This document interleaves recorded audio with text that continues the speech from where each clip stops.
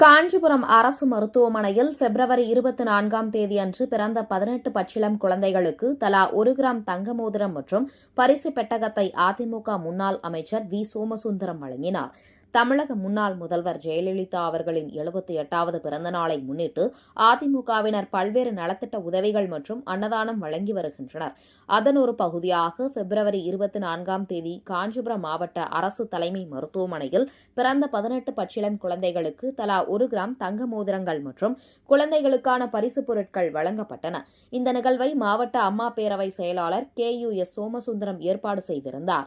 முன்னாள் அமைச்சரும் மாவட்ட செயலாளருமான வி. சோமசுந்தரம் தாய்மார்களுக்கு பரிசுகளை வழங்கினார். நிகழ்ச்சியில் கட்சியின் மாவட்ட நிர்வாகிகள் மற்றும் முக்கிய பொறுப்பாளர்கள் பலர் கலந்து கொண்டனர்.